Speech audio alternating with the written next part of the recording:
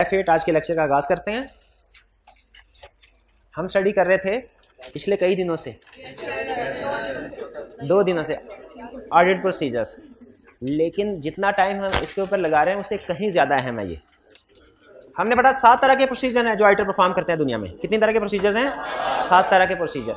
Inquiry, observation, inspection, reperformance, recalibration, external confirmation, analytical procedure. Inquiry हमने पढ़ लिया था। इंक्वायरी का मतलब क्या होता है? पूछना। कौन पूछता है? किससे पूछता है? मैनेजमेंट से। नॉर्मली क्या पूछता है? किसी भी एरिया के बारे में क्वेश्चन पूछ सकता है, किसी भी। और हमने कुछ एग्जांपल्स दी थी कि किस एरिया में क्या क्वेश्चनिंग कर सकता है। इंक्वायरी क्लियर है? ठीक है, जैसे लीगल केस के बारे में या अनयूजुअल पेमेंट्स के बारे में, लेकिन हमने स्टडी किया कि किसी भी एरिया के बारे में पूछ सकता है। जैसे क्रेडिटर्स के बारे में क्या पूछेगा? आप ऑडिटर हैं, मैं सीएफओ हूं, क्रेडिटर का एरिया आप कर रहे हैं, मेरे से क्या इंक्वायरी करेंगे? क्या क्रेडिटर्स कंप्लीटली रिकॉर्ड कर दी आपने? क्रेडिटर कुछ रह तो नहीं गए? क्या ये रेंट के बाद क्रेडिटर्स को पेमेंट की आपने कि नहीं की? ठीक है, कोई भी इंक्वायरी। ऑब्जर्वेशन का मतलब क्या है? देख, किसको देखना? हाँ, ऑनगोइंग प्रोसीजर्स को, जो क्लाइंट कर रहा है। क्लाइंट को नहीं देखना, क्लाइंट जो काम कर रहा है उसको देखना कि वो क्या काम कर रहा है, क्या वो सही काम कर रहा है। क्या देखना है कि क्लाइंट जो काम कर रहा है क्या वो सही काम कर रहा है। अगर वो सही काम कर रहा है इसका मतलब है इंटरनल कंट्रोल स्ट्रांग, और अगर वो सही काम नहीं कर रहा इसका मतलब इंटरनल कंट्रोल उसके वीक है। जैसे अगर क्लाइंट इन्वेंट्री काउंट सही कर रहा है तो फिर इसका मतलब क्या है? आपका क्या ख्याल है इन्वेंट्री काउंट कब सही होता होगा? जब इन्वेंट्री काउंट करने से पहले इन्वेंट्री की मूवमेंट को स्टॉप कर दिया जाए कि कोई इन आउट नहीं होगा, दुकान बंद, शटर बंद, अब इन्वेंट्री काउंट होगा, फिर उसके बाद सेल परचेज शुरू होगी। इन्वेंट्री काउंट में एक्सपीरियंस बंदे होने चाहिए कि टेम्परेरी एम्प्लॉइज होने चाहिए? एक्सपीरियंस। इन्वेंट्री काउंट जब कर रहे हो ऑब्सोलीट आइटम, डैमेज आइटम्स को अलग से आइडेंटिफाई करना चाहिए कि नहीं? क्यों? ताकि उनको एनआरबी के ऊपर रिकॉर्ड किया जाए। जिस चीज को काउंट कर लें उसके ऊपर कोई ना कोई निशान लगाते रहना चाहिए कि नहीं? क्यों? ताकि डुप्लीकेट काउंट। अगर आप ऑब्जर्व, देखिए आप खुद नहीं स्टॉक काउंट कर रहे, आप सिर्फ ऑब्जर्व कर रहे हैं कि क्लाइंट ये सारे काम कर रहा है। अगर क्लाइंट सारे काम कर रहा है, आपने कहा ये कंट्रोल गुड है, ये अच्छे कंट्रोल है, भी साउंड ठीक है, ऊंची नीची जरूरत तो नहीं है। एंड वाले भाई मुझे लग रहा है जैसे ऊंचे सर, ठीक है, कंफर्टेबल। चल, तो ये देखना है हमने, खुद नहीं करना। इसी तरह अगर आप ये देखते हैं कि कैश की पेमेंट्स सही हो रही है कि नहीं, सही तरीके से। सही तरीके से क्या मुराद है? कि रिसीव करने वाला पर्सन अलहदा और रिकॉर्ड करने वाला पर्सन अलहदा है कि नहीं? ठीक है, जब रसीद की कैश रिसीव किया जाता है तो रसीद उस पार्टी को दी जाती है कि नहीं दी जाती? जब आप ये ऑब्जर्व कर और ये चीजें हो रही हैं तो आप क्या कहेंगे? कंट्रोल स्ट्रांग है। और अगर नहीं हो रही तो कंट्रोल। तो ऑब्जर्वेशन बेसिकली क्लाइंट के प्रोसीजर, और प्रोसीजर आपको पता है इंटरनल कंट्रोल को ही कहते हैं। तो इसलिए ऑब्जर्वेशन ज्यादातर हमें क्लाइंट के इंटरनल कंट्रोल के बारे में एविडेंस देता है कि वो स्ट्रांग है कि वीक है। क्लियर हो गया? इन्वेंट्री काउंट की एग्जांपल दे दी, कैश रिसीविंग की example they the, payment of wages में भी ऑब्जर्व कर सकते हैं क्या कि वेजेस पे करने से पहले जिस एम्प्लॉय को भी सैलरी पे कर रहे हैं भाई अपना कार्ड तो दिखाइए। आपको तो पहली दफा देखा है, सर कहेगा सर मेरी न्यू हायरिंग है तो कार्ड दिखाएं अपना। तो वैसे नहीं कोई भी आके किसी की भी पेमेंट सैलरी के तौर पे ले जाए। तो ये है ऑब्जर्वेशन। ये क्लियर हो गया? अच्छा, अगर मैंने सीएफओ से पूछा क्या आप हर महीने इन्वेंट्री काउंट करते हैं, ये कौन सा प्रोसीजर है? अगर मैंने जाके देखा है क्लाइंट इन्वेंट्री काउंट कर, मेरा दिल नहीं माना, मैंने कहा मैं भी इन्वेंट्री काउंट करता हूं, खुद से देखता हूं कि क्या जो फिगर लिखी हुई है वही है कि नहीं है। मैंने खुद जाके डब्बे गिनने शुरू कर दिए। ये क्या है? इंस्पेक्शन 2 तरह से काम करता है। इंस्पेक्शन डॉक्यूमेंट्स की भी होती है, इंस्पेक्शन टेंजिबल एसेट्स की भी होती है। इंस्पेक्शन डॉक्यूमेंट्स की भी होती है, टेंजिबल एसेट्स की भी होती है। अब बताइए किसी भी एरिया का नाम, कोई भी एरिया बता दीजिए। सेल्स में बताइए क्या इंस्पेक्शन करेंगे? नहीं, जिससे पूछ रहा हूं वही। सेल्स, गुड्स डिस्पैच और शाबाश। और क्या इंस्पेक्ट करेंगे? सेल इनवाइस, शाबाश। और क्या करेंगे? सेल्स एग्रीमेंट, शाबाश। ठीक है, ये चीजें। और कस्टमर की एक्नॉलेजमेंट भी, जब चीजें सेल करते हैं ना तो कस्टमर रिसीविंग देता है, ये चीजें इंस्पेक्शन होगी। इसका मतलब है सेल्स में इंस्पेक्शन का प्रोसीजर यूज होता है। और प्रोसीजर और एरिया बताइए। परचेज में बताइए क्या इंस्पेक्ट करेंगे आप? परचेज इनवाइस करेंगे, गुड रिसीट नोट करेंगे, परचेज ऑर्डर करेंगे, शाबाश। और कोई एरिया बताइए, कोई एरिया बताएं, सोचे कोई एरिया। लोन का एरिया, शाबाश, हाइब्रिड में शाबाश। लोन का एरिया में कैसे इंस्पेक्शन करेंगे? ये भाई मुझे बताएंगे कॉर्नर वाले हैरान होकर देख रहे हैं, लोन के एरिया में क्या इंस्पेक्शन करेंगे? एक मिनट और किसी से नहीं जी, बैंक से कंफर्मेशन लेंगे, शाबाश, वो कंफर्म, लेकिन वो तो कंफर्मेशन, वो तो एक्सटर्नल कंफर्मेशन का प्रोसीजर हो जाएगा। डॉक्यूमेंट्स क्या? लोन एग्रीमेंट, सबसे बड़ा डॉक्यूमेंट ये सुनना चाह रहा था, लोन एग्रीमेंट। लोन एग्रीमेंट सबसे बड़ा डॉक्यूमेंट है जो लोन के एरिया में होता है, ठीक है, इसको इंस्पेक्ट करेंगे। इसके अलावा जो लोन की रीपेमेंट्स होती रही हैं, ठीक है, उनको देख लेंगे हम। तो सबसे अहम डॉक्यूमेंट लोन के एरिया में क्या है? लोन एग्रीमेंट, ये ध्यान में रखिएगा। और कोई एरिया बताइए? डेटर्स, शाबाश, डेटर्स में क्या इंस्पेक्ट करेंगे? डेटर्स में क्या इंस्पेक्शन होगी? कंफर्मेशन तो अलहदा प्रोसीजर है भाई, अलहदा प्रोसीजर है। सेल इनवाइसेस, शाबाश, गुड डिस्पैच नोट, शाबाश, ये इंस्पेक्ट करेंगे। ये एंड के बाद कैश रिसीव हुआ कि नहीं, ये डेटर बोला ना आपने, अच्छा, ये एंड के बाद कैश रिसीव हुआ कि नहीं हुआ, ये देखेंगे।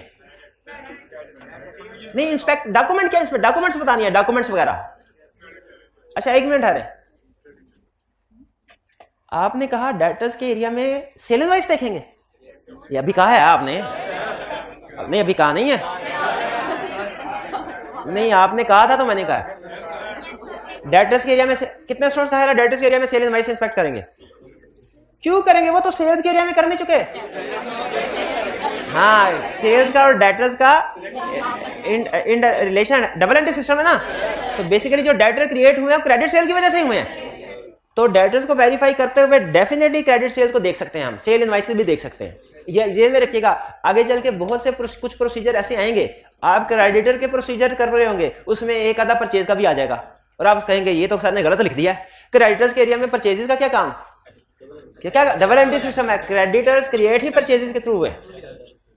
फिक्स एसेट में आप कहेंगे डेप्रिसिएशन का क्या काम? उससे रिलेट हो। इन्वेंट्री के एरिया में परचेजेस का क्या काम?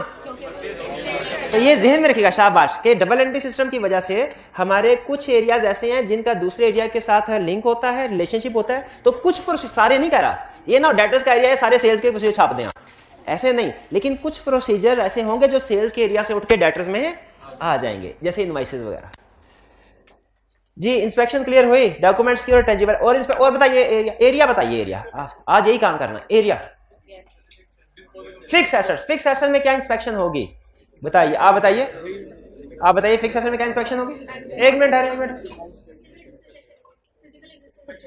Physical existence. हाँ, क्या फिजिकल एग्जिस्टेंस चेक करना इंस्पेक्शन में आता है? इंस्पेक्शन में आता है, बिल्कुल। इंस्पेक्शन याद रखें डॉक्यूमेंट्स की और टेंजिबल एसेट्स ही है। डॉक्यूमेंट्स को चेक करना भी इंस्पेक्शन है और एसेट्स को भी चेक करना ये भी इंस्पेक्शन है। तो बिल्कुल फिक्स एसेट को इंस्पेक्ट कर। और क्या इंस्पेक्शन में होगा फिक्स एसेट में? और बताइए, डेप्रिसिएशन को इंस्पेक्ट करेंगे। राइट्स को कैसे इंस्पेक्ट करें? टाइटल डॉक्यूमेंट से। तो यूं कहे ना, टाइटल डॉक्यूमेंट इंस्पेक्ट करेंगे। आप कह रहे हैं राइट को इंस्पेक्ट करेंगे, अब खुद बताइए, राइट को इंस्पेक्ट करना ये ज्यादा अच्छा प्रोसीजर है कि टाइटल डॉक्यूमेंट्स को इंस्पेक्ट करना? वो तो जशन है, बात आपकी बिल्कुल ठीक है, कंसेप्ट ठीक है, आपका कंसेप्ट गलत नहीं है, लेकिन इंस्पेक्ट तो हम टाइटल डॉक्यूमेंट्स को करेंगे जिससे राइट्स की जशन वेरीफाई होगी। ठीक है, और क्या इंस्पेक्ट करेंगे इसी एरिया के अंदर? और क्या इंस्पेक्ट करेंगे? बोले शाबाश। ये एक और चैप्टर है, वो चैप्टर पढ़ रहे हैं हम। ये समझ लें चैप्टर 3 से निकल के एक दूसरे चैप्टर में घुस गए हैं, वो कवर कर रहे हैं। बताइए, वर्किंग इंस्पेक्ट करेंगे किसकी? इंपेयरमेंट या डेप्रिसिएशन की। अच्छा मुझे बताइए, जो during the year fix asset खरीदे होंगे कि नहीं, उनका भी कुछ इंस्पेक्ट करना चाहिए कि नहीं? क्या करना चाहिए? इंस्पेक्ट करना चाहिए कि नहीं? चेक नहीं कह रहा, देखिए चेक का मतलब है जो मर्जी चेक कर लो, इंस्पेक्ट का मतलब है मुझे कोई ना कोई डॉक्यूमेंट बताओ जिसको देखना है, या फिजिकल एसेट बताओ जिसको देखना है। परचेज इनवॉइसेस देखेंगे, शाबाश, परचेज इनवॉइसेस देखेंगे। और लॉ अगर आपने पढ़ा है तो फिक्स एसेट को बेचने के लिए कोई अप्रूवल भी होती है, वो भी इंस्पेक्ट करनी चाहिए कि नहीं? कर दे। हाइब्रिड क्लास में, जी हाइब्रिड क्लास में जो सेंटर में स्टूडेंट बैठे हुए हैं, किसी को भी माइक दे दीजिए। ये भाई मुझे बताएंगे फिक्स एसेट्स के एरिया में हमने कुछ फिक्स एसेट को डिस्पोज किया है, हमने कुछ फिक्स एसेट को डिस्पोज, बताइए क्या इंस्पेक्ट करेंगे? इंस्पेक्ट क्या करेंगे जी? मैं थोड़ा सा ऊंची बोल ले, जोर लगा के, है ईशा, जोर लगा के थोड़ा भाई। कौन से डॉक्यूमेंट? डिस्पोजल डॉक्यूमेंट्स क्या होते हैं? इंपॉर्टेंट डॉक्यूमेंट देखेंगे। सुभान अल्लाह, सुभान। ये तो हर एरिया में प्रोसीजर आ गया हमारा। वो सैलरीज में क्या देखेंगे? इंपॉर्टेंट डॉक्यूमेंट्स देखेंगे। रिपेयर में क्या देखेंगे? इंपॉर्टेंट डॉक्यूमेंट्स देखेंगे। परचेजिंग में इंपॉर्टेंट डॉक्यूमेंट्स देखेंगे। क्रेडिटर्स में इंपॉर्टेंट डॉक्यूमेंट क्या होंगे मेरे भाई, ये तो बता दो। जी जी मेरे भाई, हिम्मत करें, हिम्मत। हाँ, सेल भाई जब खरीदे थे तो उन्होंने कहा था परचेज इनवाइस, तो बेचेंगे तो इसमें भी कोई इनवाइस या एग्रीमेंट नहीं हुआ होगा कि कितने का, वो देख ले। और खरीदा था तो अप्रूवल देखी थी, बेचा था तो अप्रूवल देखेंगे, तो अप्रूवल को इंस्पेक्ट कर ले। अप्रूवल किसी सफे पे होती है ना, तो इंस्पेक्शन नहीं होगा क्या? इंस्पेक्शन नहीं होगा ना। अच्छा मुझे बताइए, जब फिक्स एसेट, आखिरी क्वेश्चन, फिर उसके बाद अगले प्रोसीजर पे शिफ्ट हो रहा हूं मैं। जब फिक्स एसेट्स को हमने खरीदा, परचेज्ड फिक्स एसेट, उस पर हमने इंस्पेक्शन की। आपने मुझे डॉक्यूमेंट्स की इंस्पेक्शन भी बताया कि सर परचेज इनवॉइस देख लेंगे, अप्रूवल देख लेंगे। और जो एसेट खरीदा है फिजिकली, उसकी भी इंस्पेक्शन होगी कि नहीं? होगी। एग्जाम, अब आपने बताना मैंने गलती किया कि एग्जाम में क्वेश्चन आया फिक्स एसेट डिस्पोज किया है, इसके प्रोसीजर बताइए। मैंने लिखा procedure number 1, inspect sale invoice sale agreement. Number 2, inspect approval of directors. Number 3, inspect physical verification, physically examine asset. बताइए क्या गलती की? फिजिकल इंस्पेक्शन इसकी नहीं हो, क्यों? परचेज वाले में तो की थी आपने, वो था, जो सेल हो गया है वो नहीं रहा, उसकी फिजिकल इंस्पेक्शन नहीं हो सकती। ये शाबाश, तो ये इंस्पेक्शन क्लियर हो गया। ये भी तो इंस्पेक्ट कर सकते हैं कि ना हो? नहीं नहीं नहीं नहीं। अच्छा ये तो आपने बताया। अच्छा हमने फिक्स एसेट की एग्जांपल की, आप ये कहना चाहते हैं सर इन्वेंट्री की भी एग्जांपल बताएं? अभी पूछ लेते हैं, मैं समझ गया आपका सवाल। भाई बताइए इन्वेंट्री में क्या क्या इंस्पेक्शन करेंगे? फिजिकल काउंट करेंगे इंस्पेक्शन, और परचेज इनवॉइस। अच्छा अब ये हाइब्रिड में जो सेकंड रो में बैठे हैं, फटाफट 3 सेकंड के अंदर ये भाई मुझे बताएंगे। इन्होंने कहा सर इन्वेंट्री के अंदर जो इन्वेंट्री हम परचेज करेंगे ना, तो वो कितने की परचेज की है, इनवॉइस वगैरह बनी होगी, उसको इंस्पेक्ट कर लेंगे और फिर फिजिकली भी उसको देख लेंगे इंस्पेक्ट। बिल्कुल ठीक है। मेरा क्वेश्चन ये है कि अगर एक होती है इन्वेंट्री जो आप बाय करते हैं, एक वो होती है जो मैन्युफैक्चर करते हैं। शाबाश। ये भाई मुझे बताएंगे अगर हम इन्वेंट्री को मैन्युफैक्चर कर, क्लाइंट इन्वेंट्री को मैन्युफैक्चर कर रहा है, तो हम क्या क्या डॉक्यूमेंट्स को इंस्पेक्ट करेंगे? एक मिनट अरे भाई को जवाब दीजिए। अगर भाई ने ये जवाब दे दिए तो आज की क्लास का ये सुल्तान, ऑडिट का सुल्तान। जी भाई बताइए, मैन्युफैक्चरिंग इन्वेंट्री क्या क्या चीजें डॉक्यूमेंट्स इंस्पेक्ट करेंगे? Cost count important document. Cost count में कौन से काउंट, कौन से रिकॉर्ड? यानी सुने उसमें 3 हिंट देता हूं आपको। जब इन्वेंट्री मैन्युफैक्चर होती है ना, उसमें 3 आइटम्स होती हैं, मटेरियल, लेबर, ओवरहेड। और कोई नहीं बोलेगा। जी भाई आप बताइए क्या क्या इंस्पेक्ट करेंगे? तीनों काउंट नहीं, किस मटेरियल जो कंज्यूम हुआ है इसको इंस्पेक्ट करेंगे। इसके लिए इंस्पेक्ट करेंगे परचेज इनवॉइसेस। लेबर जो कंज्यूम हुई है, पेरोल शीट, डॉक्यूमेंट का नाम बताना है, पेरोल शीट। और ओवरहेड्स के लिए जो यूटिलिटी बिल्स हैं। शाबाश भाई, समझ आए इंस्पेक्शन। और बताइए कि कोई एरिया, प्रीपेड, क्या प्रीपेड? कोई भी बताए ना, प्रीपेड क्या? प्रीपेड रेंट के, प्रीपेड इंश्योरेंस। प्रीपेड इंश्योरेंस में क्या डॉक्यूमेंट्स इंस्पेक्ट करेंगे? एक मिनट जी, पास्ट ट्रांजैक्शन चेक करेंगे। इंश्योरेंस एग्रीमेंट सबसे अहम डॉक्यूमेंट इंश्योरेंस एग्रीमेंट। और अगर प्रीपेड, भाई समझ आ गया? अब फिर मुझे बताइए अगर प्रीपेड रेंट हो तो क्या इंस्पेक्ट करेंगे? Rent agreement. बेहतरीन। सैलरीज को वेरीफाई कर रहे हैं, पेरोल शीट। बेहतरीन। भाई ये क्लियर हो गया इंस्पेक्शन। यानी जिस एरिया में जो भी डॉक्यूमेंट बनती है ना, आपने उस डॉक्यूमेंट का नाम लिखना, कहना ये इंस्पेक्शन। जी क्या टेंजिबल एसेट्स की इंस्पेक्शन? बिल्कुल होती है। अच्छा इनटेंजिबल की इंस्पेक्शन नहीं हो सकती, क्योंकि इनटेंजिबल नजर ही नहीं आते। हाँ, नो फिजिकल एग्जिस्टेंस, कोई नहीं, उनके नहीं होते, उनकी इंस्पेक्शन नहीं हो सकती। सॉरी, उनकी फिजिकल वेरिफिकेशन नहीं हो सकती। उनकी फिजिकल तो फिर क्या हो सकता है, उनकी डॉक्यूमेंट्स की इंस्पेक्शन हो सकती है। परचेज गुडविल है ना, परचेज गुड, हाँ गुडविल का एरिया आपने याद करवा दिया। बायोलॉजिकल एसेट्स को कैसे वेरीफाई करेंगे, वो जो मेमना होगा उसको पकड़ लेंगे वेरीफाई हो जाएगा। हाँ जी, और थोड़ी सी उसकी दुम काट देनी है ताकि पता चलता ये हम वेरीफाई कर चुके हैं, क्लाइंट दोबारा ना करवा दे। अच्छा मुझे ये बताइए, हाँ गुडविल, गुडविल क्लाइंट ने जो गुडविल रिकॉर्ड की है ओवर द ईयर, उसने अपनी रेपुटेशन डेवलप की है और वो गुडविल रिकॉर्ड की है 10 मिलियन की, इसकी इंपेयरमेंट होनी चाहिए कि नहीं होनी चाहिए?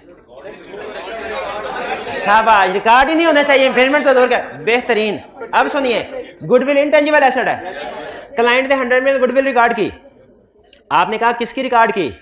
क्लाइंट ने कहा मैंने 1000 मिलियन पे किया है फॉर एग्जांपल, और 900 मिलियन जो है इसके एसेट्स मैंने खरीदे थे, 1000 मिलियन पे किया, डिफरेंस 100 मिलियन गुडविल रिकॉर्ड किया। बताइए ये एसेट है?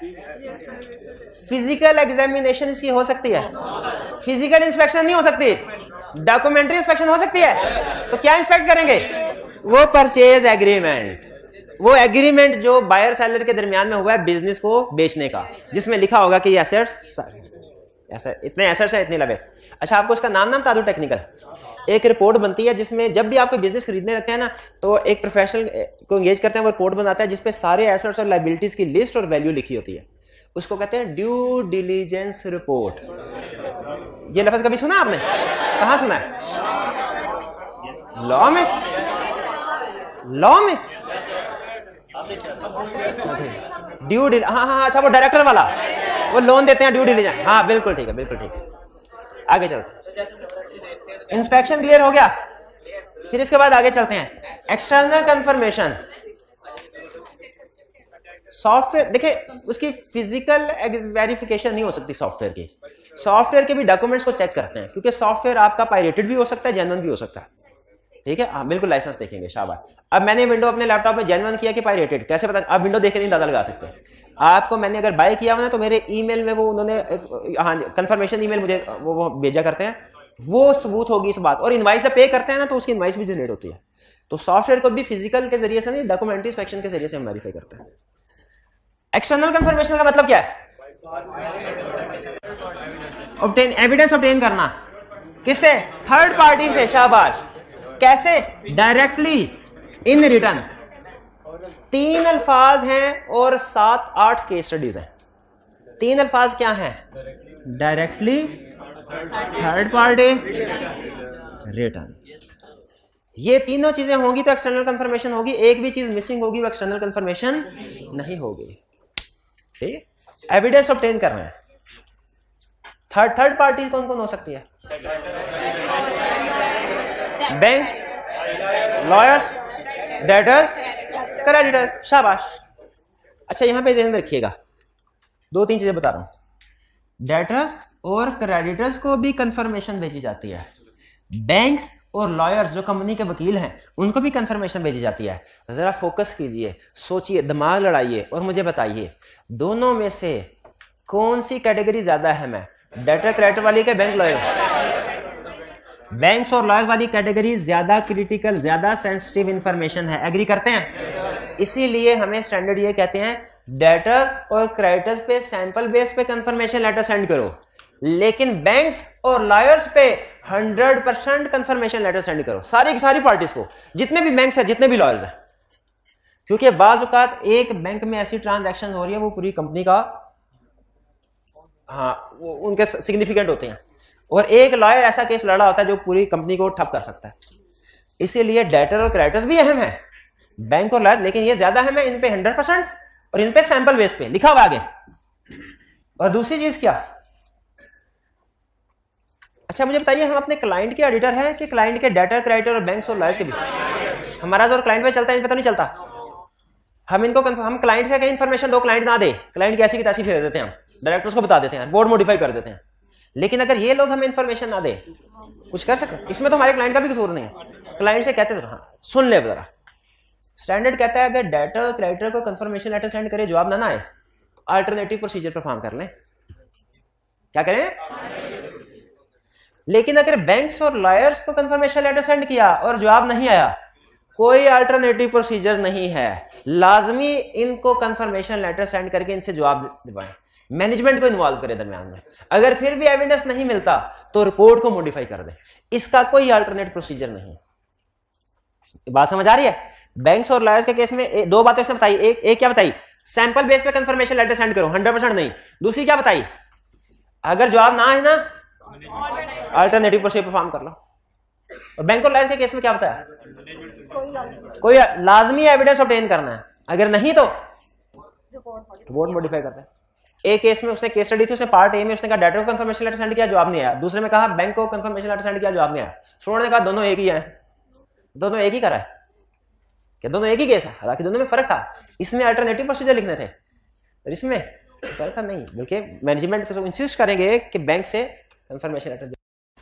क्लियर हो गया? एक्सटर्नल कंफर्मेशन समझ आ गया? ये चैप्टर यहीं तक था। इस चैप्टर में इतना ही कंसेप्ट है, लेकिन अब हम जंप लगा के पहुंचते हैं अगले किसी चैप्टर पे। मुझे बताइए, अच्छा आपका सवाल पहले आप पूछ लें। हाँ शाबाश, उनका अगर मैनेजमेंट इन्वॉल्व होगी तो फिर तो ये डायरेक्ट नहीं होगा। देखिए मैनेजमेंट को हम इन्वॉल्व किस लिए करते हैं? सिर्फ एक काम के लिए, ऑथोराइजेशन के लिए। हम मैनेजमेंट से कहते हैं ऑथोराइजेशन, और जवाब ना आए हम मैनेजमेंट को ये कहते हैं सर जरा उनको फोन करके कह दीजिए कि कंफर्मेशन लेटर का जवाब अभी तक नहीं दिया, जल्दी दे दे। ये सिर्फ मैनेजमेंट से करवाते हैं। जो डायरेक्ट का मतलब ये है, मैनेजमेंट को कंफर्मेशन को हाथ नहीं लगाने देते। मैनेजमेंट कंफर्मेशन को हाथ लगाए बगैर जो हमारे लिए सपोर्ट प्रोवाइड कर सकते हैं वो हम ऑब्टेन कर सकते हैं। इनका क्वेश्चन ये है सर इसमें अगर जवाब नहीं आता तो मैनेजमेंट को हम क्यों इन्वॉल्व कर रहे हैं? वो तो डायरेक्ट होना चाहिए। देखिए मैनेजमेंट को इन्वॉल्व सिर्फ हम जवाब हासिल करने के लिए, कंफर्मेशन हासिल करने के लिए इन्वॉल्व कर रहे हैं। मैनेजमेंट के हाथ कंफर्मेशन लेटर कभी नहीं आएगा।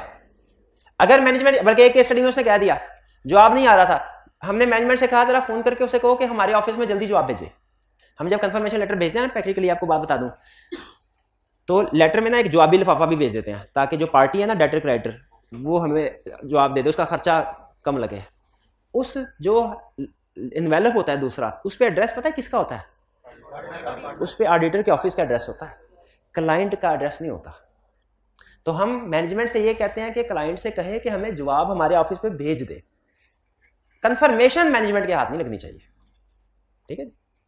और वैसे भी कंफर्मेशन लेटर सेंड करते हुए मैनेजमेंट से अप्रूवल लेते हैं, क्योंकि अप्रूवल या ऑथराइजेशन के बगैर तो थर्ड पार्टी जवाब नहीं देगी, ठीक है। तो इसका ये मतलब नहीं है कि वो एविडेंस डायरेक्ट नहीं रहा, इनडायरेक्ट हो गया। नहीं, इनडायरेक्ट तब होगा जब मैनेजमेंट के हाथ कंफर्मेशन लगेगा, क्योंकि असल में रिस्क यही होता है कि मैनेजमेंट के हाथ कंफर्मेशन लेटर लगा, मैनेजमेंट उसमें टेम्परिंग कर सकती है, 1-0 कम ज्यादा कर सकती है। हाँ, मैनेजमेंट अगर डेटर या क्रेडिटर के साथ मिल जाए तो क्या होगा, ये हम आगे चल के पढ़ेंगे, ठीक है। अच्छा, अभी ये क्लियर हो गया यहां तक। इस चैप्टर का काम तो खत्म, अब अगले चैप्टर का काम शुरू। क्या? अगर डेटर को कंफर्मेशन लेटर सेंड किया, जवाब नहीं आया, क्या करना है? Alternative procedure. उस डेटर को वेरीफाई करने के लिए कोई और प्रोसीजर परफॉर्म करना। चैप्टर 2 में भी यही सीखा था ना। बताइए क्या प्रोसीजर होंगे, जिससे पूछूं वो बताए। जी बताइए। डेटर को कंफर्मेशन लेटर सेंड 31 दिसंबर पे डेटर से 10 लाख रुपया रिसीवेबल था। हमने डेटर से पूछा लेटर सेंड करके, भाई तुमने कितने पैसे देने हैं? उसने जवाब ही नहीं दिया। जी शाबाश। हम जो उसको सेल की गई है डेटर को, सेल इनवॉइस चेक कर लेंगे, गुड डिस्पैच नोट चेक कर लेंगे। शाबाश। एक प्रोसीजर और बता दें, कैश देखेंगे ये रेंट के बाद रिसीव हुआ कि नहीं। जरा सोच के मुझे बताइए, जरा सोच के मुझे बताइए, क्या ये रेंट के बाद कैश रिसीव होना इस बात का एविडेंस है कि ये रेंट पे रिसीवेबल था? ये रेंट के बाद कैश रिसीव होना इस बात का एविडेंस है ये रेंट पे रिसीवेबल था? एक ऑडिटर ने ना कंफर्मेशन लेटर सेंड किया 10 लाख रुपए फॉर एग्जांपल। क्लाइंट ने जवाब नहीं दिया कि मैंने कितने पैसे देने हैं कितने नहीं देने। क्लाइंट ने 10 लाख का चेक भेज दिया। बताइए क्या तसल्ली होगी कि नहीं होगी? भाई पैसे देने थे तो चेक भेज रहे हैं ना, क्या हमें दोबारा लेटर सेंड करना चाहिए कि नहीं? नहीं, हमें तो जवाब ही चाहिए। वो जवाब से बड़ी चीज भेज रहा है कैश, और क्या चाहिए तुम्हें? ठीक है, तो ये है अल्टरनेटिव प्रोसीजर, समझ रहे हैं? फिर से आइए, क्रेडिटर को लेटर सेंड किया, उसका जवाब नहीं आया, क्या अल्टरनेटिव प्रोसीजर होंगे? परचेज इनवॉइस चेक कर और good receipt note, purchase agreement check कर लें। शाबाश। और दूसरा पेमेंट, देखिए ये रेंट के बाद पेमेंट किया, क्या ये रेंट के बाद कैश पे करना इस बात का एविडेंस है कि ये रेंट पे पेबल था? क्या ये रेंट के बाद कैश पे करना इस बात का एविडेंस है ये रेंट पे ये पेबल था? ये करेंगे। फिर से बताइए, हमने बैंक को कंफर्मेशन लेटर सेंड किया, जवाब नहीं आया, क्या अल्टरनेटिव प्रोसीजर होंगे? हाँ, ये बच गए आप, बच गए हैं। मैं एक्सपेक्ट कर रहा था रवानी में इसके भी कोई ना कोई अल्टरनेटिव प्रोसीजर बता देंगे आप बैंक और लॉयर के केस में। अच्छा, ये चैप्टर यहीं तक रहता है, लेकिन आगे चल के केस स्टडी वाला चैप्टर वो पूछ रहा हूं। डेटर का कंफर्मेशन लेटर सेंड करते हैं, कंफर्मेशन लेटर सेंड करेंगे तो उसमें डेटर से क्या सिर्फ ये पूछेंगे कि क्लोजिंग बैलेंस क्या है तुम्हारा, कि कुछ और इंफॉर्मेशन भी पूछ सकते हैं? हाइब्रिड वाले भाई बताइए, क्या सिर्फ डेटर को जब कंफर्मेशन लेटर सेंड करेंगे सिर्फ ये पूछेंगे ए डेटर बताओ 31 दिसंबर पे तुम्हारा कंपनी के साथ क्लोजिंग बैलेंस क्या है, ये पूछेंगे कि कोई और इंफॉर्मेशन भी पूछ सकते हैं? ये हाइब्रिड वाले, हाँ ये दीजिए इसी भाई को दें। बिल्कुल बिल्कुल, बताइए डेटर को क्लोजिंग बैलेंस के अलावा और क्या इंफॉर्मेशन कंफर्म करवा सकते हैं? क्या इंफॉर्मेशन? कब से डेटा, कितना क्रेडिट पीरियड कितना है? जी भाई बताइए बताइए, कुछ बोले जरा ऊंची बोले।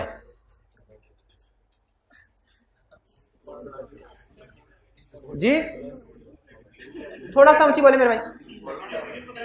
हाँ शाबाश, क्रेडिट पीरियड, कि भाई तुम्हें कितना क्रेडिट पीरियड दिया हुआ है, और क्या चेक करेंगे, और क्या पूछ सकते हैं डेटर से? बड़ी बड़ी सेल्स, राइट टू रिटर्न तो नहीं दिया, वारंटी वगैरह तो नहीं दी, डिस्काउंट सिग्निफिकेंट डिस्काउंट्स तो नहीं दिए? अगर नॉर्मली सिग्निफिकेंट डिस्काउंट्स नहीं दिए जा रहे, इस लेटर को दिए जा रहे हैं, तो इसका मतलब है ये हमारे लिए अहम अलार्मिंग सेशन है। क्रेडिटर को क्या इंफॉर्मेशन पूछ सकते हैं? बस ठीक है, आप बताइए भाई, क्रेडिटर को कंफर्मेशन लेटर सेंड करेंगे, क्या सिर्फ उससे क्लोजिंग बैलेंस पूछेंगे कि कितना है, कि और इंफॉर्मेशन भी कंफर्म करवा सकते हैं? और क्या करवा सकते हैं? क्रेडिट पीरियड कितना, बिल्कुल डेटर वाला पॉइंट आ गया। और कोई सिग्निफिकेंट परचेजेस है, चले इसको छोड़ें, अब आते हैं उस कंसेप्ट की तरफ जो एग्जाम पॉइंट हो। ये तो वार्म अप एक्सरसाइज थी डेटर क्रेडिटर वाले। बैंक को कंफर्मेशन लेटर सेंड करेंगे, क्लोजिंग बैलेंस के अलावा क्या क्या इंफॉर्मेशन कंफर्म करवा सकते हैं? Reconciliation statement? नहीं, रिकंसिलिएशन स्टेटमेंट तो हम बनाते हैं, बैंक नहीं बनाता। क्या कंफर्म करेंगे? शाबाश। बैंक स्टेटमेंट तो बैंक कहेगा मैं भेज चुका हूं। इंटरेस्ट रेट, शाबाश। और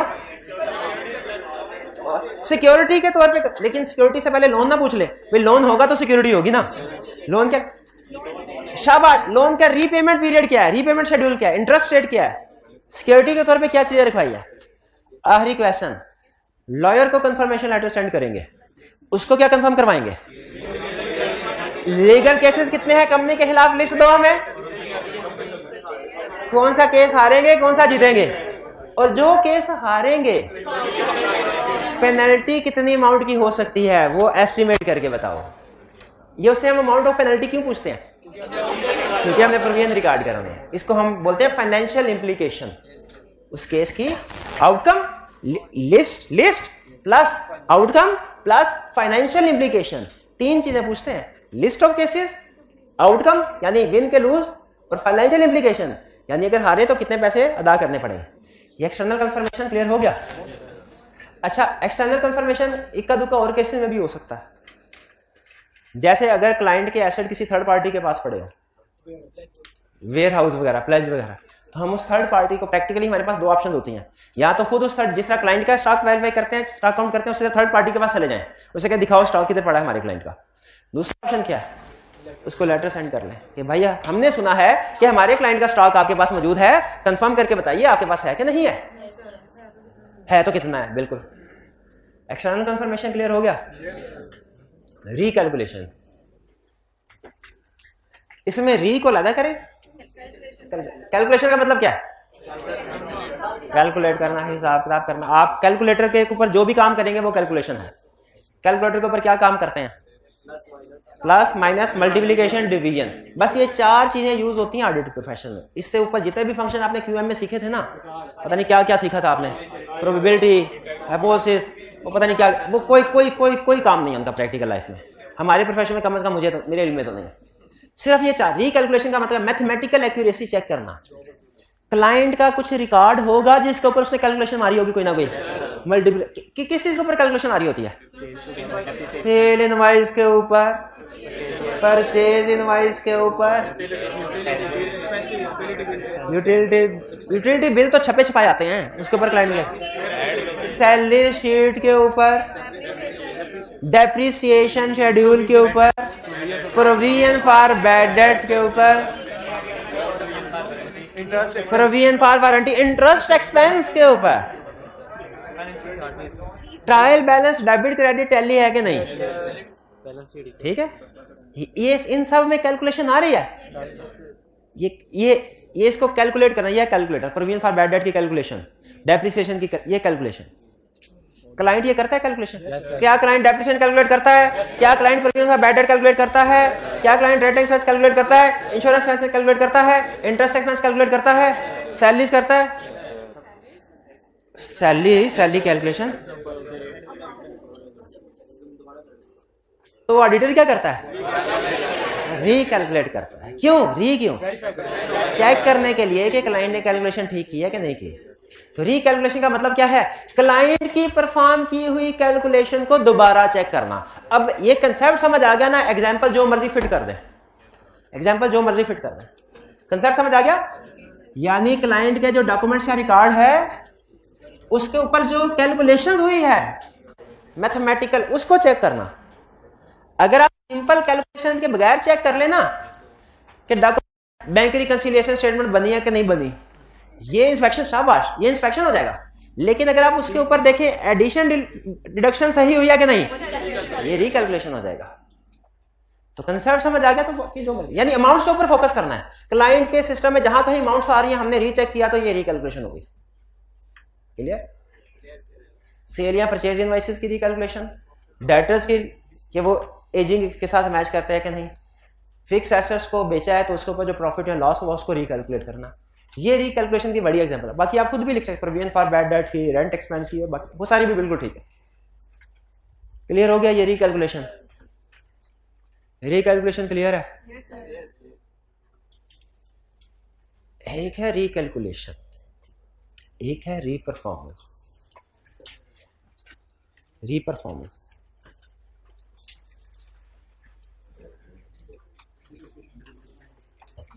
री को अलग कर दे, परफॉर्म को अलग कर दे।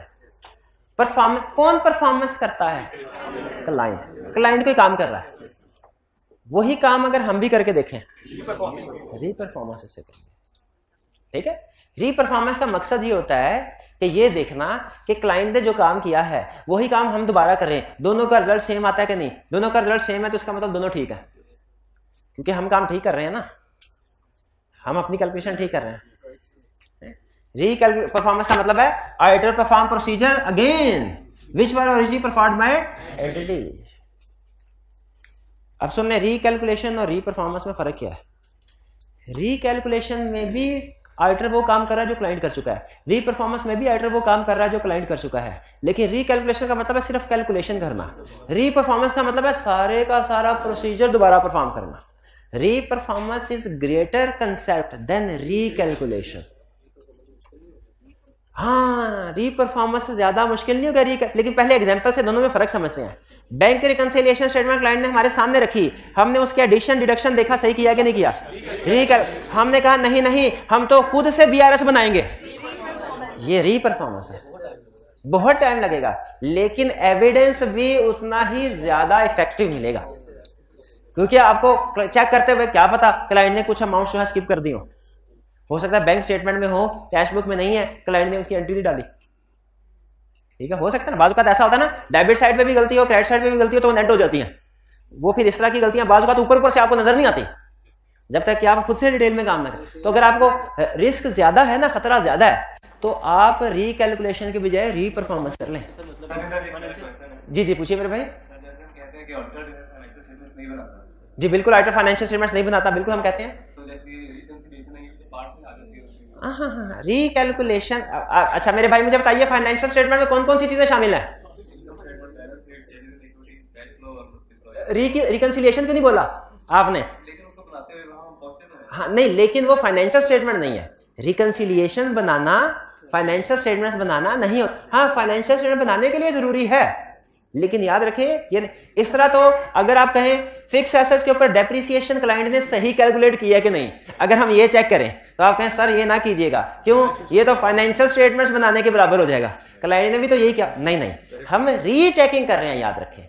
रीचेकिंग करने के लिए आप कुछ प्रोसीजर क्लाइंट के रिपीट कर सकते हैं, ये पूरी की पूरी फाइनेंशियल स्टेटमेंट बनाने के इक्वल नहीं है। यानी री परफॉर्मेंस करना या रीकैलकुलेशन करना is not equal to preparation of financial statement. अगर री हटा देना, री का लफ्ज हटा दें, तो फिर वो प्रिपरेशन ऑफ फाइनेंशियल स्टेटमेंट बन जाएगा। भाई समझ आ रही है बात की? चूंकि ऑडिटर का मकसद रीचेक करना है, ऑडिटर का मकसद क्या है, रीचेक करना कि क्लाइंट ने काम सही किया कि नहीं किया, तो ये फाइनेंशियल स्टेटमेंट्स प्रिपेयर करना नहीं होता। रीकैलकुलेशन री परफॉर्मेंस में फर्क समझ आया? फर्क समझ आया तो आखिरी क्वेश्चन, क्लाइंट ने ट्रायल बैलेंस मेरे सामने रखा, मैंने कहा देखता हूं डेबिट क्रेडिट इक्वल है कि नहीं है, ये क्या है, मैंने कहा ले जाओ ट्रायल बैलेंस, जनरल लेजर लेके आओ, मैं खुद से एक एक आइटम उठा के लेके। हमारे क्लाइंट में याद है मेरी जो पहली जॉब थी ना, उसके ऊपर क्लाइंट हमारे सामने जब मैंने कहा ना ट्रायल बैलेंस लेके आओ, वो एक रजिस्टर के ऊपर ले आया ट्रायल बैलेंस, जैसे आप करते नहीं होते। मैंने कहा ये तो हम किताबों में क्लास में पढ़ते थे, तो वो मैनुअल सिस्टम था उनका, मैं छोटा क्लाइंट था, तो मैंने कहा अच्छा चलो कोई बात नहीं, सिस्टम चाहे आईटी बेस्ड हो चाहे मैनुअल सिस्टम ही होता है, तो अगर उसने मुझे मैनुअली ट्रायल बैलेंस ला के दे दिया तो उसका ये मतलब तो नहीं है कि मैं उसको रिजेक्ट कर दूं, वो भी ट्रायल बैलेंस तो है। लेकिन मसला तब आया जब मैंने टोटल किया, ट्रायल बैलेंस टैली नहीं था, ये रियल केस बता रहा हूँ, ट्रायल बैलेंस टैली ही नहीं था। रीकैलकुलेशन की मैंने, रीकैलकुलेशन की था टैली। अब मुझे क्या करना पड़ा, मैंने कहा सारे के सारे शुरू से ले आओ जो भी लेजर, हर सफे के ऊपर उसने एक टी काउंट बनाया हुआ था, एक एक सफा पलट के टी काउंट की फिगर लिखी, तो पता चला दरमियान में ना उसने कहीं पलटते हुए एक की बजाय 2 सफे पलट दिए थे, तो 2 टी काउंट ऐसे थे जो कि उसने बैलेंस में इंक्लूड नहीं किए हुए थे। जब वो इंक्लूड किए ट्रायल बैलेंस टाइप, तो मुझे बताइए पहले रीकैलकुलेशन कर लिया, अगर रीकैलकुलेशन से बात ना बने तो फिर ये ज्यादा बड़ा स्टेप है। ठीक है, हम कोशिश, हमारी आपकी बात बिल्कुल ठीक है, हमारी कोशिश होती है री परफॉर्मेंस से बचे, रीकैलकुलेशन से काम चल जाए तो चल जाए, लेकिन जहां पे रीकैलकुलेशन से चीजें टैली ना हो रही हो, जी नहीं, वो ट्रायल करके नहीं दिखा, सिर्फ बैलेंस सबमिट हुए थे, मैंने उससे बता दिया था कि भाई ये खुद इंक्लूड कर दो। ठीक है, खुद हम कर ही नहीं सकते थे। रीकैलकुलेशन और री परफॉर्मेंस क्लियर हो गया?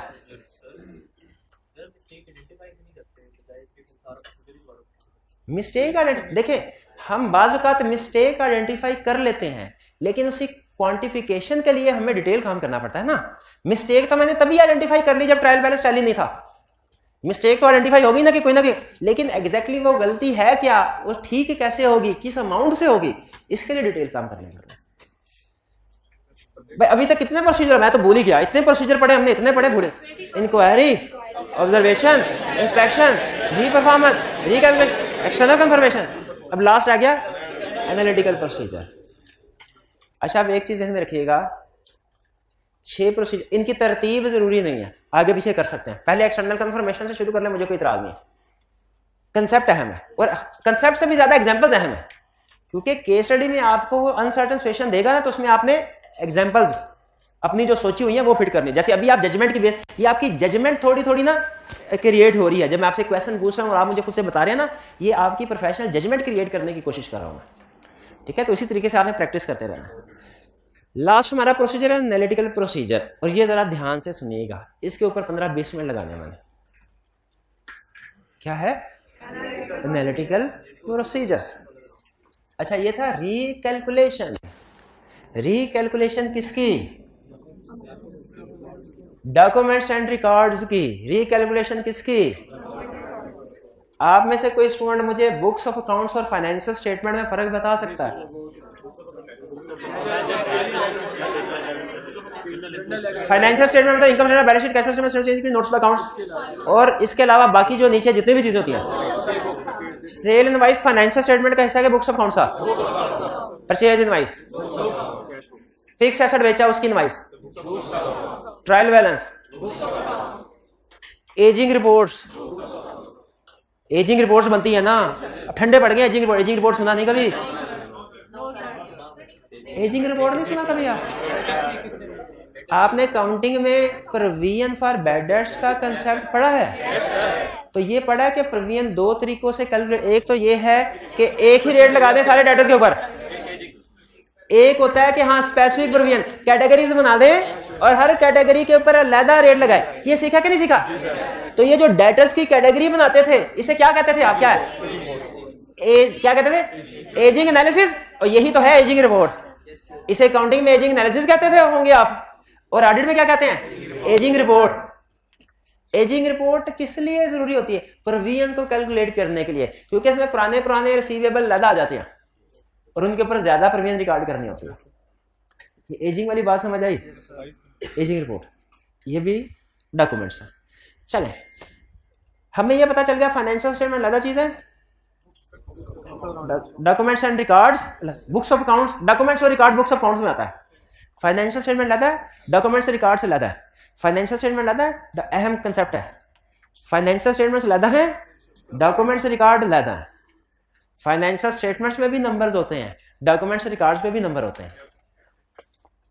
फाइनेंशियल स्टेटमेंट में कैसे नंबर होते हैं? सेल्स इतना, कमीशन इतना, फिक्स एसेट इतना, डेप्रिसिएशन इतनी, सैलरीज इतनी। फाइनेंशियल स्टेटमेंट में भी नंबर होते हैं, डॉक्यूमेंट्स एंड रिकॉर्ड्स पे भी नंबर होते हैं।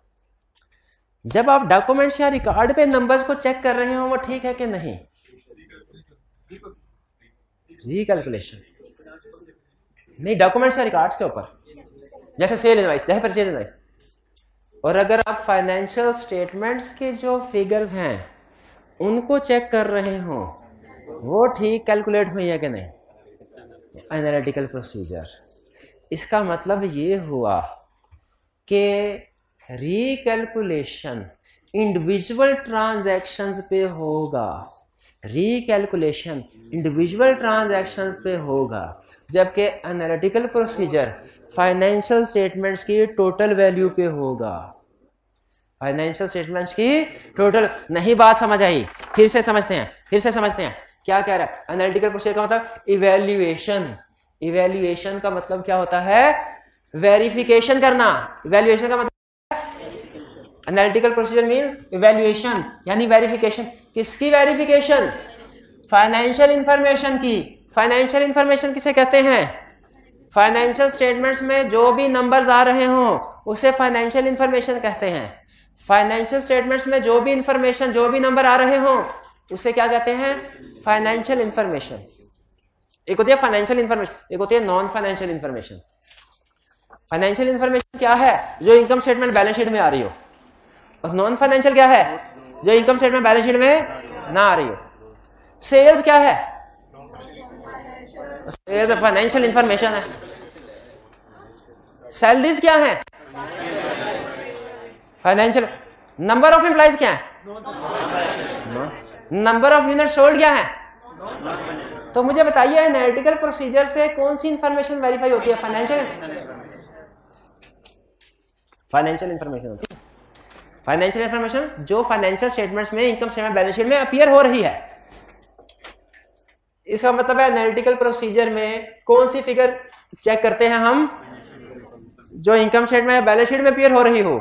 रिकैलकुलेशन में जो के इंडिविजुअल डॉक्यूमेंट्स या रिकॉर्ड्स पे अपीयर हो रही हो। ठीक है, यहां पे जो फाइनेंशियल स्टेटमेंट में ऊपर आती है। Analytical procedure mean evaluation of financial information. कैसे? Through comparison and plausible relationship. Through comparison and financial statement की इंफॉर्मेशन को वेरीफाई करना है। कैसे तरीकों से कर सकते हैं? दो तरीकों से, कंपैरिजन करके, प्लॉजिबल रिलेशनशिप करना के। अच्छा, पहले तो मुझे बताइए आपको रिकैलकुलेशन और एनालिटिकल प्रोसीजर में फर्क समझ आ गया? एक एग्जांपल आपके साथ शेयर करूं ताकि मुझे तसल्ली हो जाए। क्लास में बैठे हैं, फर्ज कीजिए 120 स्टूडेंट्स। हर स्टूडेंट ने फीस दिया 20,000। ठीक है, कुछ स्टूडेंट को डिस्काउंट वगैरह मिला, उन्होंने 10-20% कम फीस दी, लेकिन कुछ स्टूडेंट को।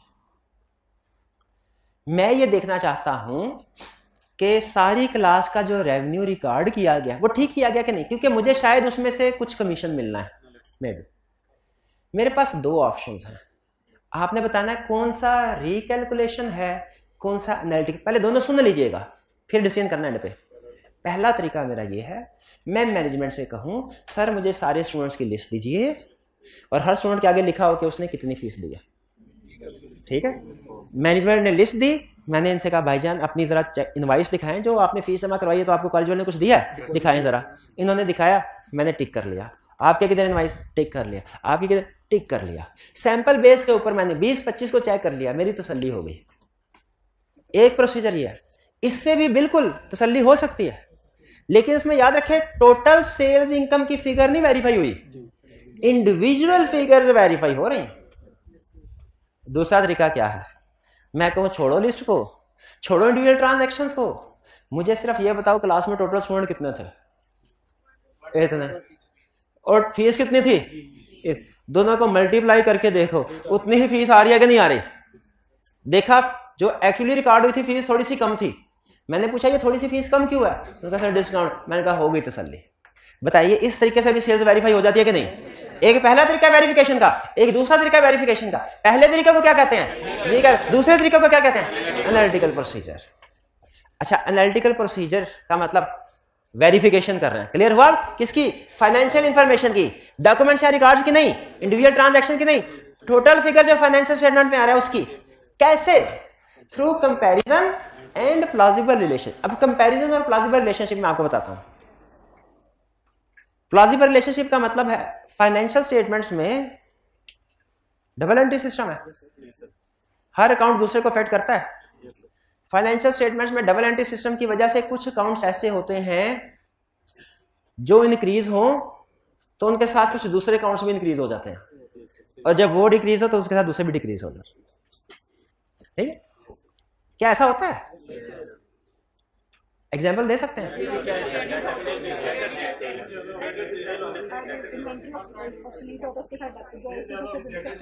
सेल्स ज्यादा होगी, सेलिंग एक्सपेंस ज्यादा होंगे, शाबाश।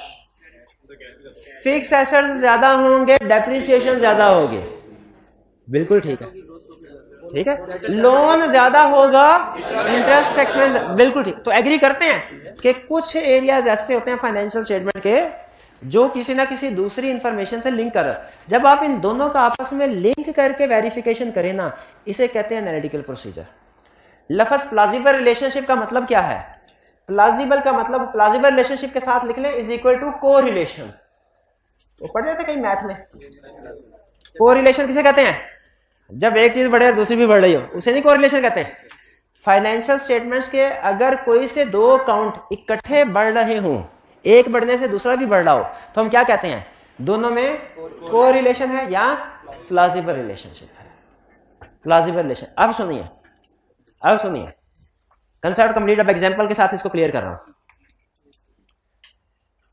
मैंने सेल्स में से कुछ ट्रांजैक्शन का सैंपल सेलेक्ट किया और देखा कि क्या सेल इनवॉइसेस ठीक रिकॉर्ड हुई हैं। एनालिटिकल प्रोसीजर है कि रिकैलकुलेशन, बताइए क्या है, क्यों, क्योंकि मैंने सैंपल सेलेक्ट करके डॉक्यूमेंट्स को चेक किया। दूसरा तरीका, मैंने फाइनेंशियल स्टेटमेंट में जो ओवरऑल इनकम स्टेटमेंट में सेल की फिगर थी उसको क्लाइंट से पूछा, भाई तुम्हारे ड्यूरिंग इंडिविजुअल सेल इनवॉइसेस की तरफ नहीं गया, क्लाइंट से पूछा तुमने कितने यूनिट सेल किए हैं ड्यूरिंग द ईयर।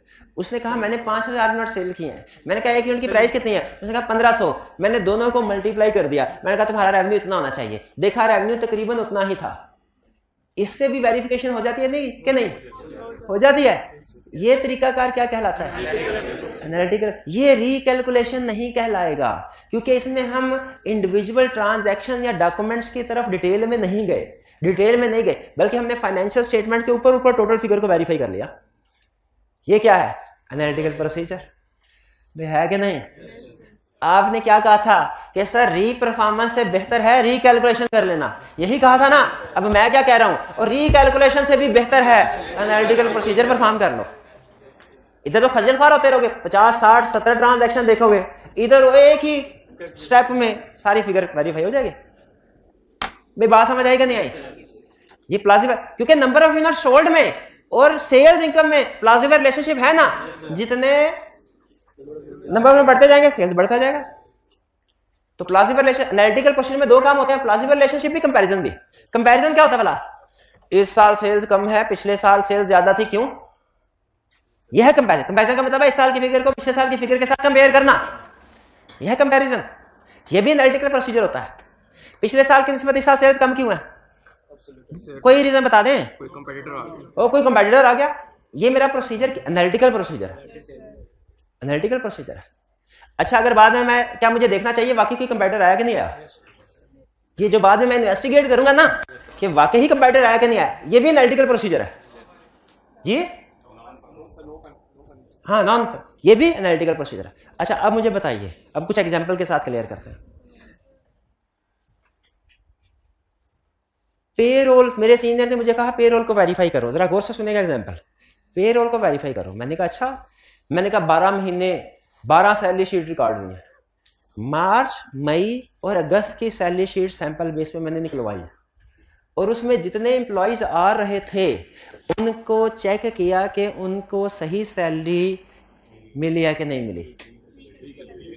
कौन सा प्रोसीजर? शाबाश, रिकैलकुलेशन। आगे सुने। मैंने क्लाइंट से ओवरऑल देखा, पिछले साल के साथ सैलरीज एक्सपेंस ज्यादा था। मैंने क्लाइंट से पूछा इस साल का सैलरीज एक्सपेंस ज्यादा क्यों है? तो कोई नहीं बोलेगा, क्यों नहीं बोलेगा? इस साल का सैलरीज एक्सपेंस ज्यादा क्यों है पिछले साल की निस्बत? एम्प्लॉइज ज्यादा हायर कर लिए थे, ये इन्होंने एक रीजन बताई। अब ये जो मैंने कंपेयर करके इनसे पूछा है इस साल की फिगर को, देखिए फाइनेंशियल स्टेटमेंट में कंपेयर किया इस साल की फिगर को पिछले साल की फिगर के साथ, ये क्या है? एनालिटिकल प्रोसीजर, ये है कंपैरिजन। अब आपको एग्जांपल देना है प्लॉजिबल रिलेशनशिप की। क्या नंबर ऑफ एम्प्लॉइज में और सैलरीज एक्सपेंस में को रिलेशनशिप होता है? प्लॉजिबल रिलेशनशिप है तो बस बन गई बात। जब कभी प्लॉजिबल रिलेशनशिप क्रिएट हो जाए ना, हमने एक चीज को वेरीफाई करना होता है, दूसरी ऑटोमेटिकली हो जाती है। अब प्लॉजिबल रिलेशनशिप है नंबर ऑफ एम्प्लॉइज में और सैलरी शीट में मैंने नंबर ऑफ एम्प्लॉइज को वेरीफाई किया, कितने थे? 500। मैंने कहा बन गई बात। अब देखना 500 जो है इससे कैसे सैलरी एक्सपेंस वेरीफाई होता, क्योंकि प्लॉजिबल रिलेशनशिप है। कैसे होगा? 500 एम्प्लॉइज, एक एम्प्लॉय की सैलरी कितनी? जी सर गवर्नमेंट ने 30,000 कहा है वो देते हैं। मैंने कहा अच्छा 500 मल्टीप्लाइड बाय 30,000 मल्टीप्लाइड बाय 12, ये पूरे साल का ये सैलरी एक्सपेंस आना चाहिए कि नहीं आना चाहिए? अगर मैं इस तरीके से सैलरी एक्सपेंस को वेरीफाई करता हूं, ये क्या है? ये रिकैलकुलेशन तो नहीं है। ये बात समझ आई? री परफॉर्मेंस से बेहतर और रिकैलकुलेशन से बेहतर पूरे का पूरा एरिया 5 मिनट में वेरीफाई हो जाता है, पूरे का पूरा एरिया। इसके अंदर इन्वेस्टिगेशन वाला, हाँ जी, क्लाइंट जो कुछ हमें, जब हम एनालिटिकल प्रोसीजर परफॉर्म करेंगे, कंपैरिजन करेंगे, प्लॉजिबल रिलेशनशिप आएगा, तो कभी कभी थोड़ा बहुत फर्क भी तो आता है। अगर कोई डिफरेंस फर्ज कीजिए, मैंने जो कैलकुलेशन किया उस लिहाज से और जो क्लाइंट ने रिकॉर्ड किया उसमें फर्क आ गया, तो मुझे पूछना नहीं चाहिए फर्क किस वजह से है? पूछना चाहिए ना। तो ये पूछना भी एनालिटिकल, इसे इन्वेस्टिगेशन कहते हैं। जैसे मैंने कहा कंपेटिटर आ गया, तो मैं बाद में चेक नहीं करूंगा कंपेटिटर आया कि नहीं आया। इन्होंने कहा न्यू एम्प्लॉइज हायर कर लिए हैं, तो क्या मैं सिर्फ न्यू एम्प्लॉइज की बेस पे कैलकुलेशन करके फर्क कर दूं कि मुझे ये भी चेक करना चाहिए वाकई न्यू एम्प्लॉइज आया कि नहीं आए? तो ये जो चेकिंग करना है बाद में, ये इन्वेस्टिगेशन है। ये हाँ, इन्होंने कहा सर ये तो इंक्वायरी था। अगर ये एनालिटिकल प्रोसीजर के साथ मिल जाए तो ये एनालिटिकल प्रोसीजर बन जाती है।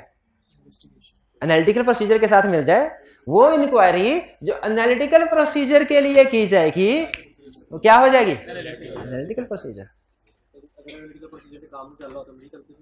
हाँ शाबाश। अगर इन्होंने कहा सर पहले तो आइंदा तो मैं हमेशा जब कभी ऑडिटर बनूंगा ना, तो मैं वादा करता हूं मैं हमेशा सबसे पहले एनालिटिकल प्रोसीजर की तरफ जाऊंगा।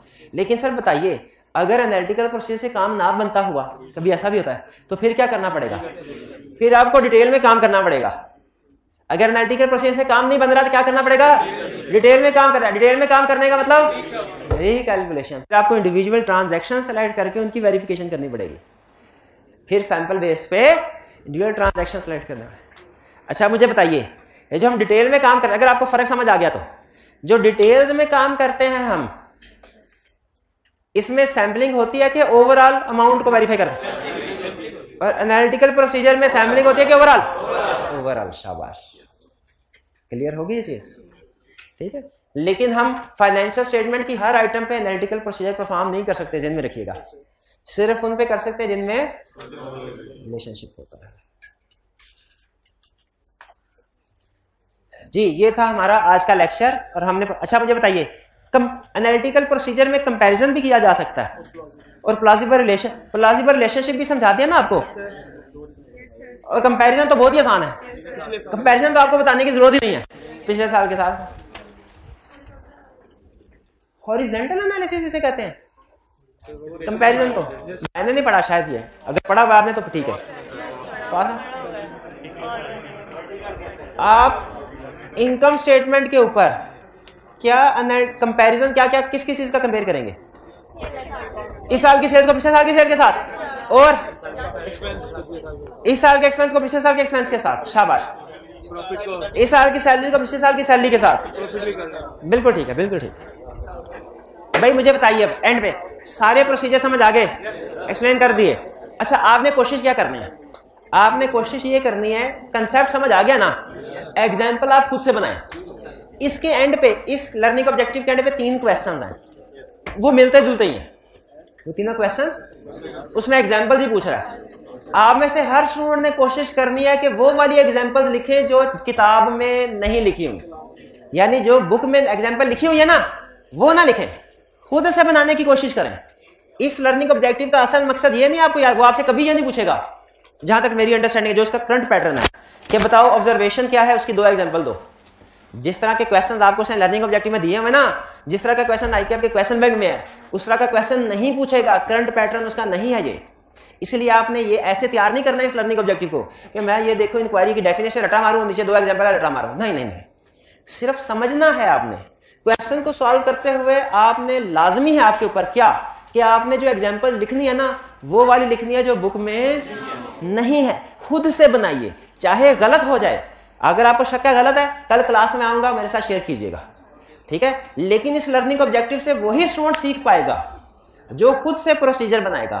जिसने बुक वाले प्रोसीजर छाप दिए, उसको कंसेप्ट तो क्लियर हो गया, लेकिन एग्जाम में उसके काम नहीं आएगा ये कंसेप्ट। भाई हाइब्रिड वाले भाई, आवाज आ रही है, समझ रहे क्या कह रहा हूं? ये ऑनलाइन वाले भी, आपने क्या करना है, खुद से अपने प्रोसीजर बनाने हैं। प्रोसीजर समझे पहले ये, फिर उसकी एग्जाम्पल खुद से बनानी है। आपकी बनाई हुई एग्जाम्पल्स ये मुझे पसंद आएंगी, जो मेरी वाली एग्जाम्पल है ये मुझे पसंद नहीं आएंगी आपकी। तो मुझे आप कल अपनी बनाई हुई एग्जाम्पल चेक करवाएंगे, उसमें सिर्फ इंपॉर्टेंट डॉक्यूमेंट्स का लफ्ज ना लिखिएगा, उसमें स्पेसिफिक डॉक्यूमेंट का जिक्र कीजिएगा, स्पेसिफिक, ठीक है जी। चलिए, ये आपकी आज की असाइनमेंट है और बड़ी अहम है। ये प्रोफेशनल जजमेंट आपकी क्रिएट हो रही है, ठीक है जी। आज का लेक्चर यहाँ पे खत्म करते हैं हम। अल्लाह हाफिज।